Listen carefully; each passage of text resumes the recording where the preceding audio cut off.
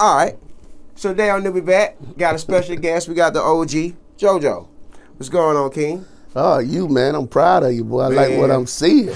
Man, I appreciate it, man. Just trying to grow, man. Trying to walk in your steps, man. You done did a lot. Oh, man. You did a lot for the city, man. So, how's everything been going for you? It's going well. I mean, totally changed my life since COVID.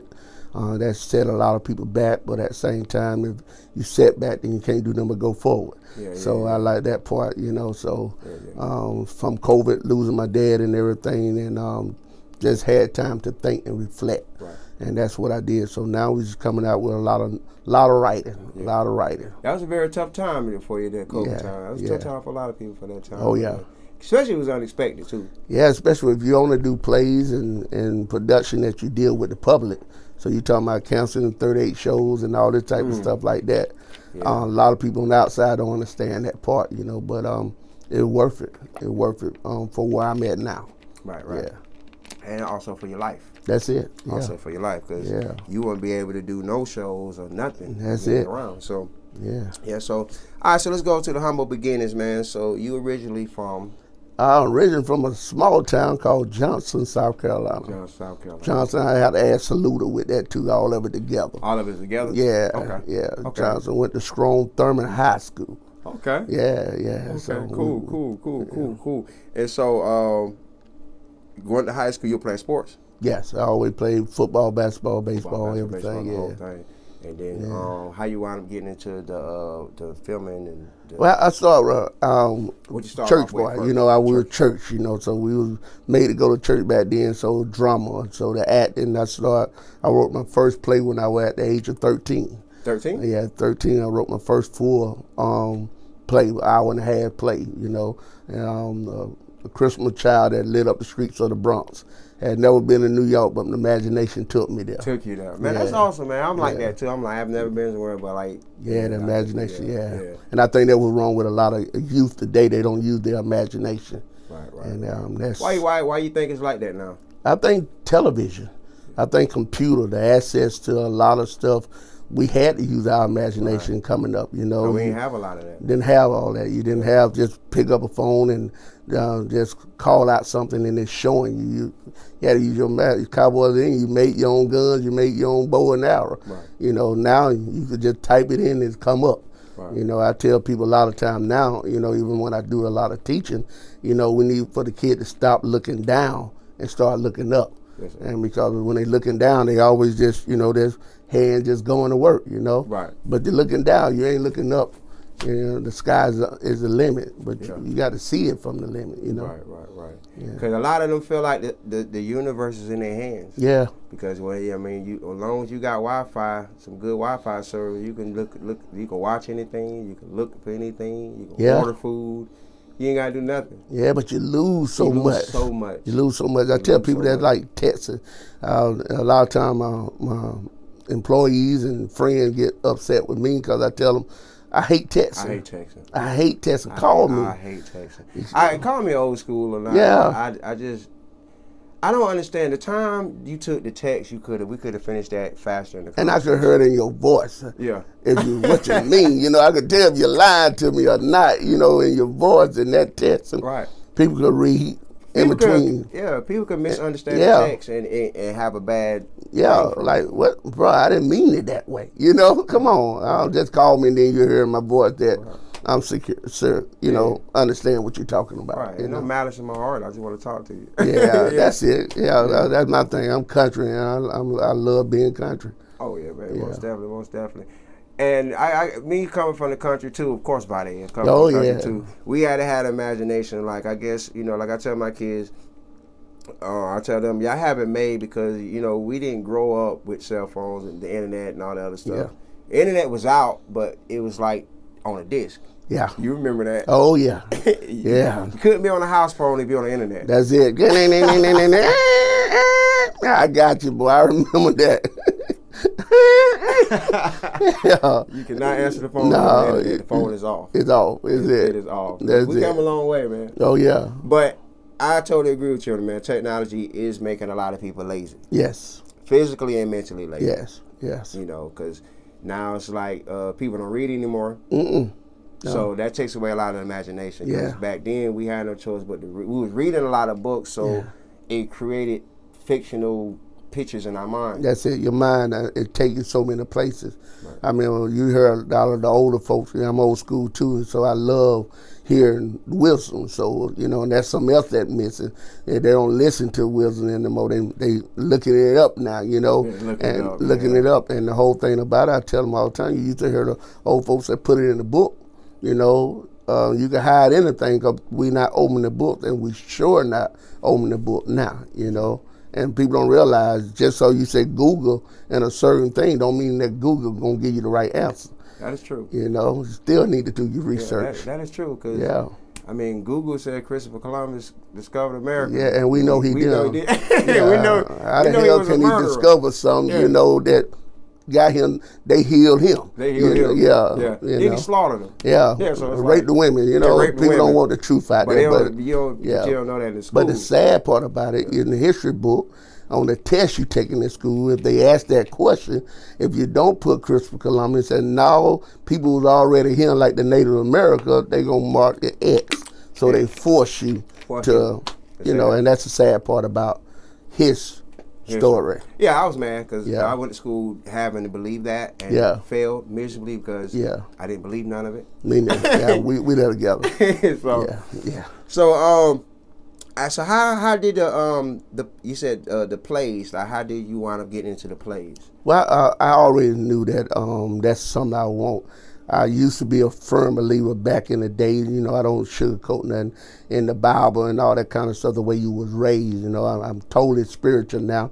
So that's another story for another day. But your gift will make room for you. And so when you told me that, I believed that. So I was a writer, I was an actor. So I did my first major play at the Bell Auditorium when I was only 20. I wrote one called Reverend Scrooge. And later on, a few years later, I turned that into a movie. But that was my first professional play, Reverend Scrooge, when I was 20 right out of high school.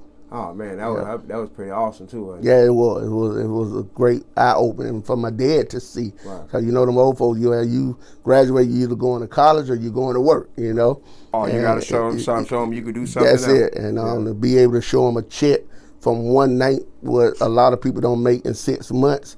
That's you can lose it too. Yeah. A lot of people understand that, but that really changed his mind about what I was doing, and him and Mom always got behind me. Man, that's awesome, man. Yeah. That's awesome, man. So for a while in Augusta, man, you was doing plays, movies. Yeah, I started what you call a dinner theater. Okay. A lot of times when I wasn't on the road, I started touring on the road when I was 2007 with one I wrote called Daddy Who, to a book I wrote, and we started touring with that and became pretty famous with that one, and everybody was ready for Daddy Who 2, and then I came out with another one called A Fall from Grace.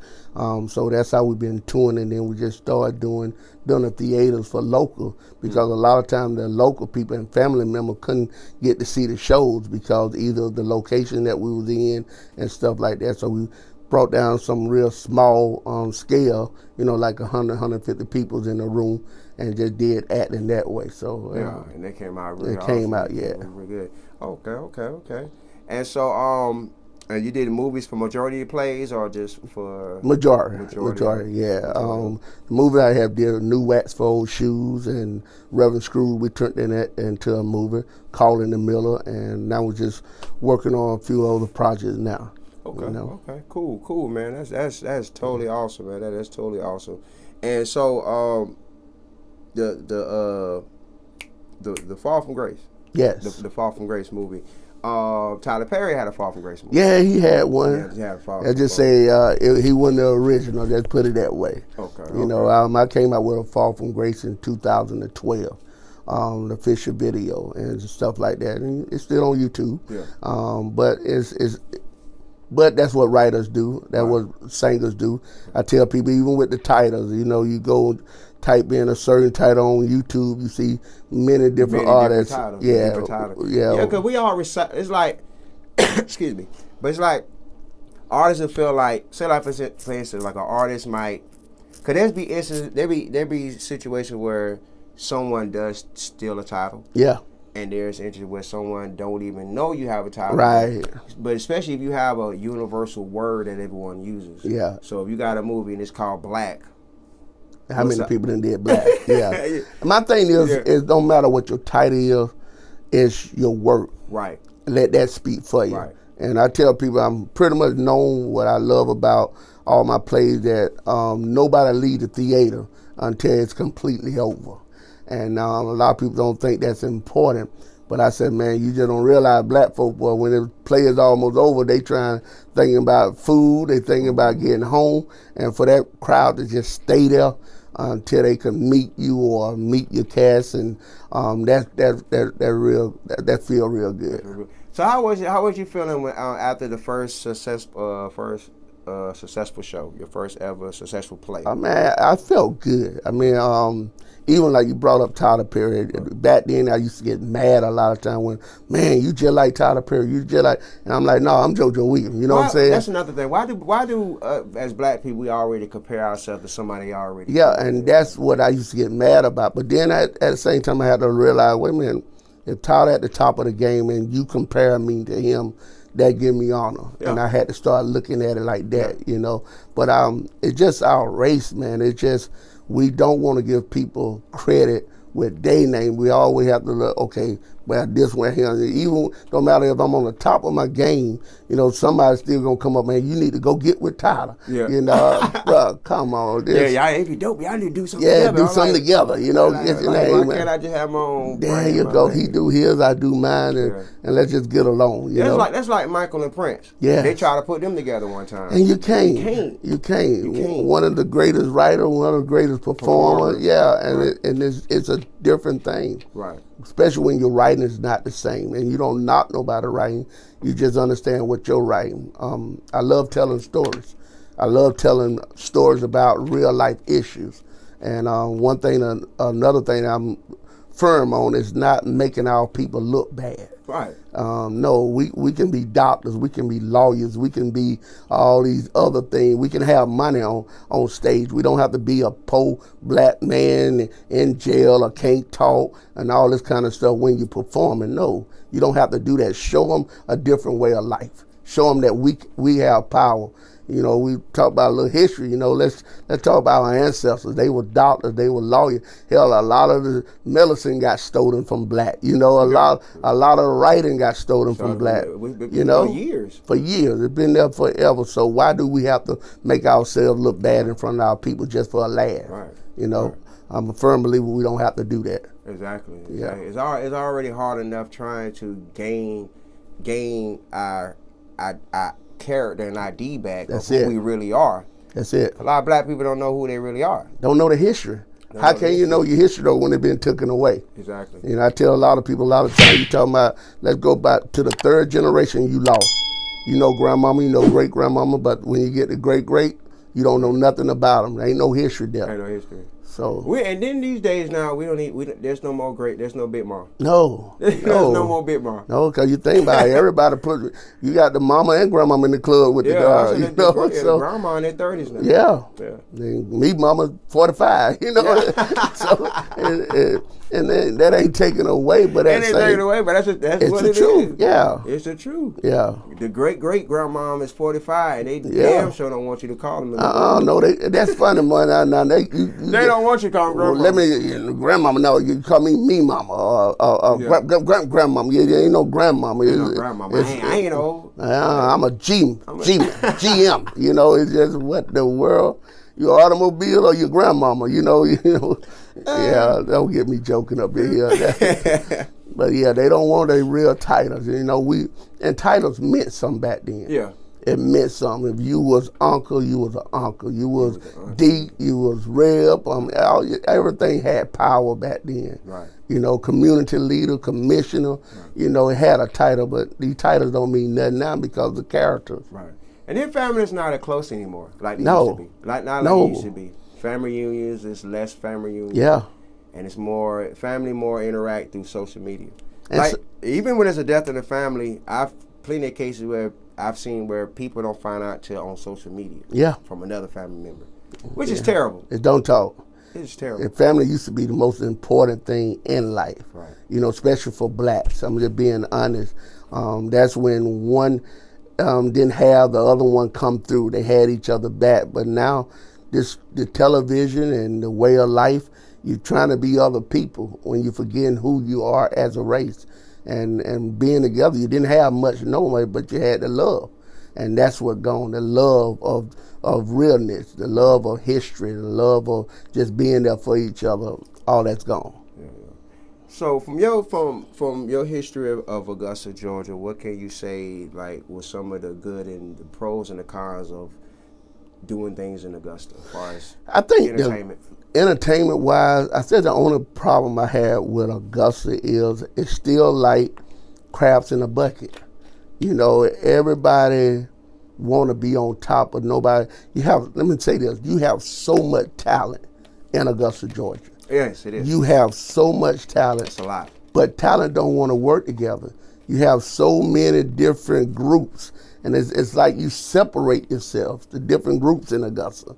And you either this group, you got to choose side, what side to be on. I've never been a side person, so you don't have to like me because I'm going to love everybody. Right. You know, if I can't get along, if I can't deal with you because I'm dealing with these people, then you ain't going to deal with JoJo. Right. You know, because I ain't got no beef with this one, I ain't got no beef with this one.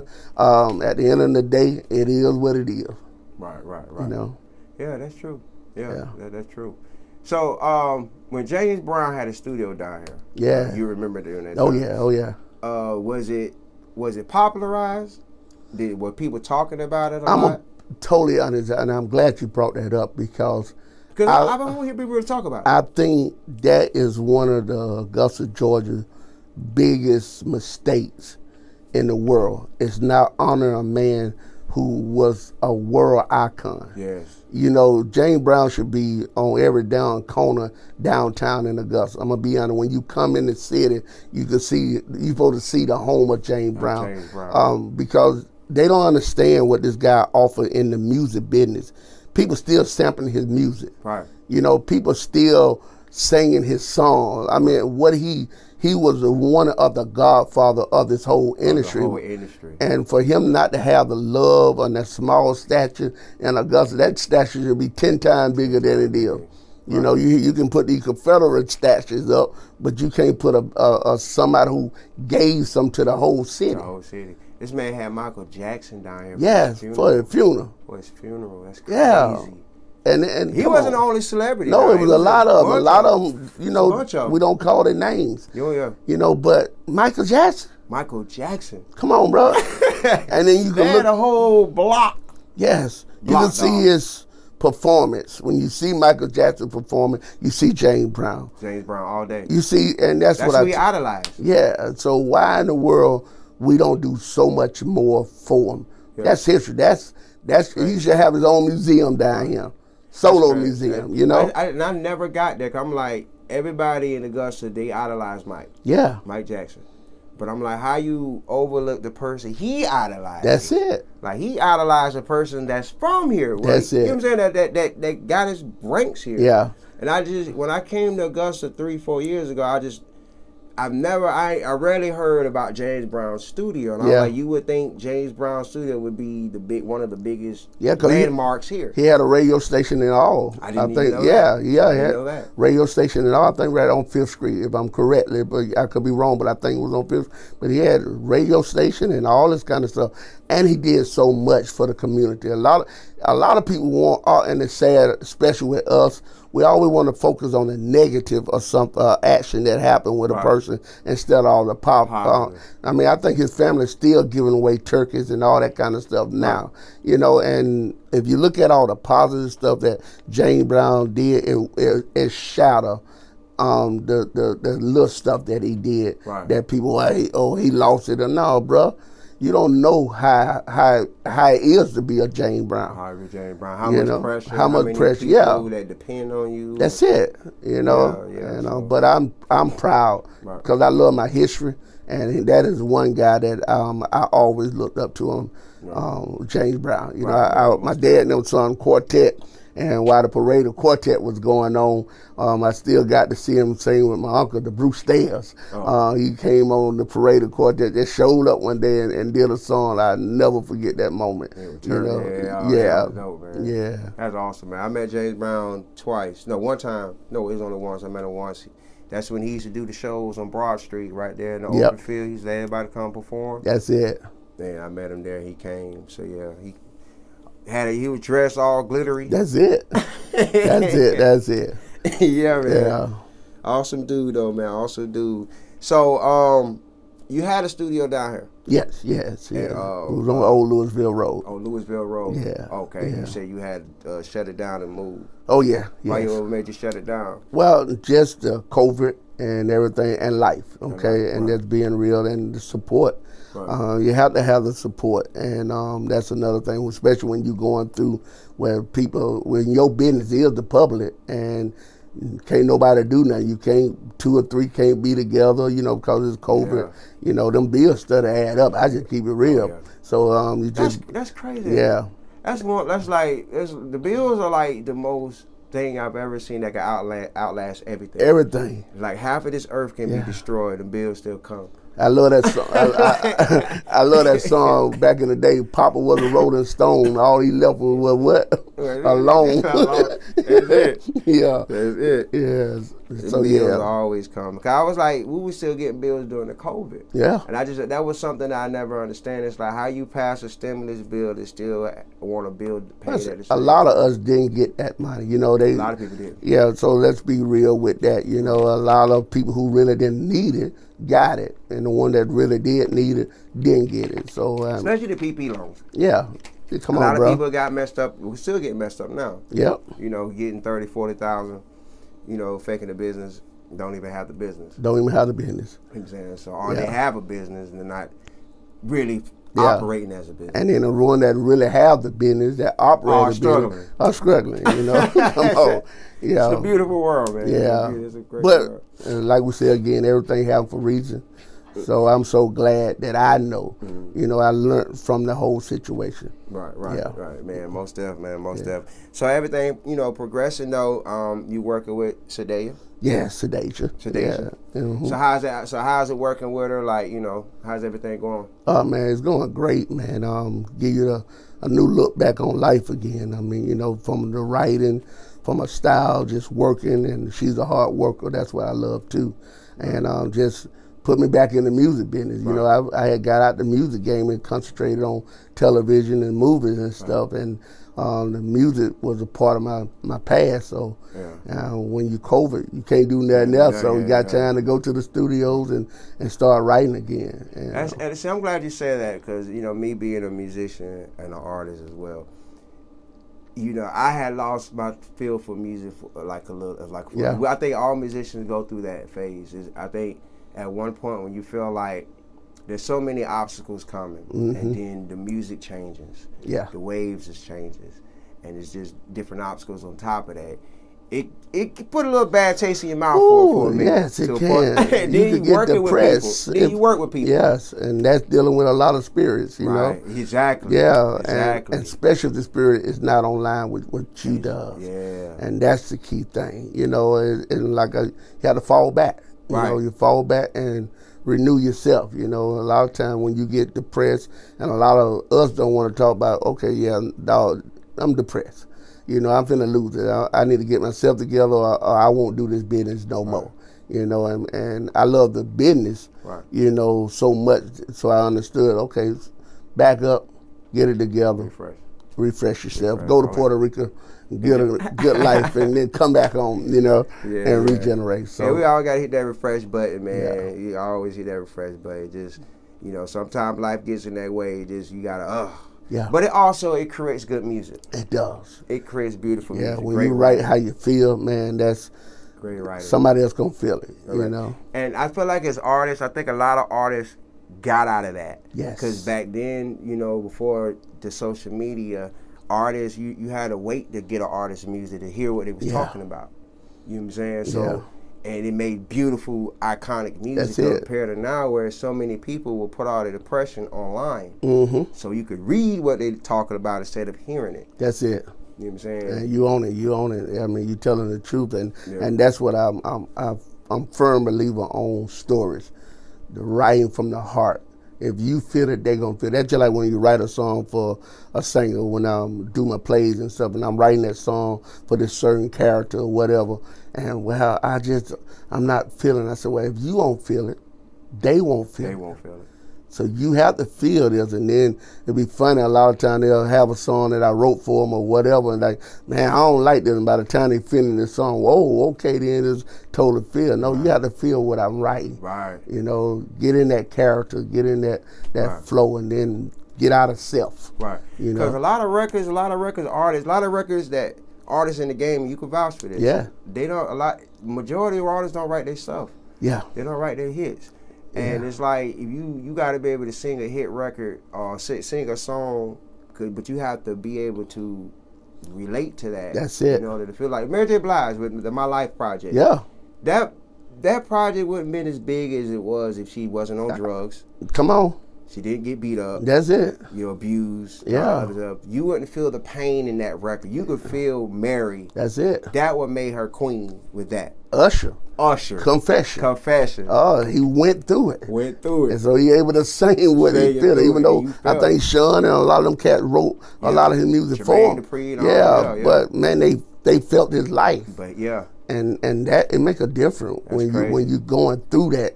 It's shining. That's one thing I even share with Sedasia. It's the same thing. You got to write what you feel, what you done been through, what you lived through, and that's what people gonna feel. It's true. It's true organic, because it's like, we feel like when we write something, there's no one else going through what we're going through. That's a lot.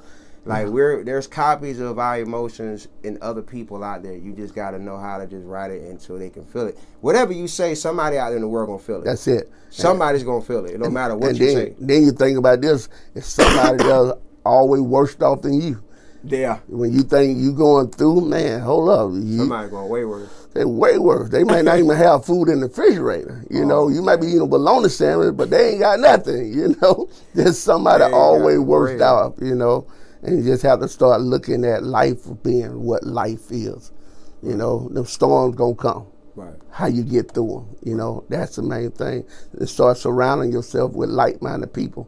That's what we go around. We just feel that we have to keep the family around. We have to keep the friends, the old friends. Shoot, I think the funny thing that happened to me when I got back off the road one time is one of the friends talking about, oh, man, you making all that money. You owe me something. I'm like, what I owe you? Just because we grew up together, I owe you? Just because y'all known you for over 15, 20 years. Yeah, I grew up with you. You owe what I owe you. You wasn't there when I stayed up 3 or 4 in the morning writing. You wasn't there when I had to deal with all these spirits on the stage. Right. You up with me shooting in the gym. We shooting on that clay dirt, you know. But I owe you, you know. Come on, bro. You didn't even buy a ticket when it was on Early Bird, you know. And that's another thing with my black family that I hate, that bothers me a lot. It's like a lot of them will feel like, okay, we've known each other for approximately our whole life, 10, 15 years. Okay, can I get, I should be good for this free music video. Yeah. I should be free, free for this, free, hook your boy up, this and that. But like you said at the point, my thing is this: if you're not willing to invest with me, but you invest into other things. That's it. You know what I'm saying? More things that's not even helping your brand. Oh, no, this greatest part now, and this happened in my life, and probably yours too, because I love where you at, is you hook other people up that's supposed to be helping you. Right. And now you don't see them, but the other two, they working together. Like, wait a minute, hold up. It's crazy. It's crazy how life is, but at the same time, what is for you is for you. Right. And that's what nobody could take. Yeah, that's awesome. So you have the say less, more action policy going. Yes. Let's talk more action. More action. I love that, man. Yeah. I'm actually on that wave for a few years now. Yeah. Oh yeah. I think when you turn to a certain age, man, you just don't care no more how people feel about you. You just gonna tell the truth. Right. If it hurts you, it hurts you. If it don't, then it ain't for you. Don't ask me if you don't want to hear the truth now, because right now, in my lifestyle, life is too short. Yeah. It's too short. So just I'm going to tell you how I feel about it, and that's it. Right. If you like it, Yeah, you know, yeah. hey. I learned one thing. If people going to deal with you, they going to deal with you. If they not, they not. There ain't going to be no talking in between, all this kind of stuff. I tell people, I can cross in the bridge. I can't even cross it. It's up to you to cross the back with me. You know, I can't make you cross. You know, and that's something else was so wrong with our community. It has this point that, I don't like JoJo, so you don't supposed to like JoJo. You know, bruh, just because y'all two may have some issue don't mean we gonna have the issue. Right. You know, man, don't let nobody discourage you from talking or working with somebody else. You know, because your relationship might not be the same as somebody else. Everybody else. You know, and that's one thing what our community have to get over. You think about it, people ain't talking to each other because grandmama made a darn peach pie that wasn't good at reunion time.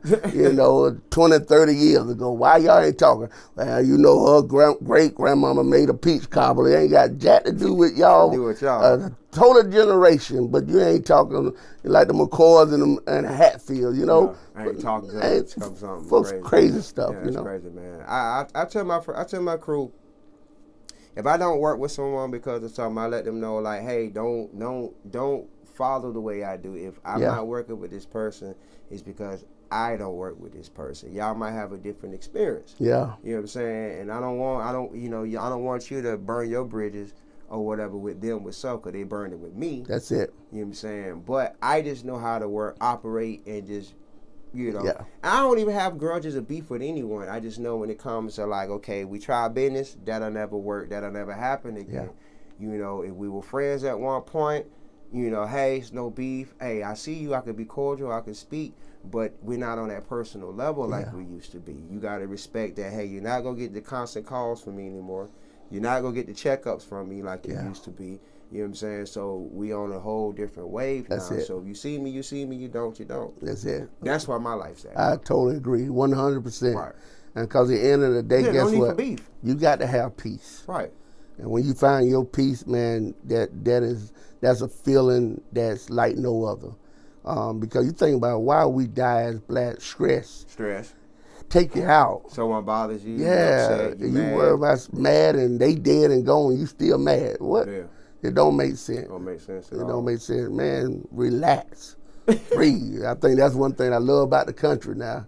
You know, just breathe. Sit on the porch. Hear somebody conversation a mile down the road. You know, it's so quiet out there. I love the country. Yeah. I love country. I love it where I'm so far out. If you come here, you came here. You came here. Came for me. That's it. Yeah. No reason for you to be out. That's it.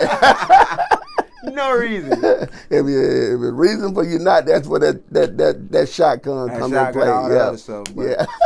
Yeah. So I'm most definitely, man. Most definitely. Yeah. So man, all right. So before we leave off on NewbieVeT, man, is any love you want to shout out, and how can they get in contact with you? Well, everybody know JustJoeRecords.com is the website, and I tell people, just Google me.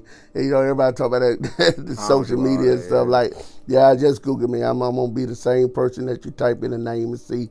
And Sadasia.com. That's another way to get in touch with us a lot. We always marking her. But that's about it, man. And or they could call you. You got my number now. So. Oh yeah. So. All right. Any love? Love to. My girl Sadasia, to this place here, and DJ Salas, all the friend family, you know, that's still supporting the shows that we are doing, man. It's just love to us, you know, as a whole, just praying one day that we can all just come together, you know.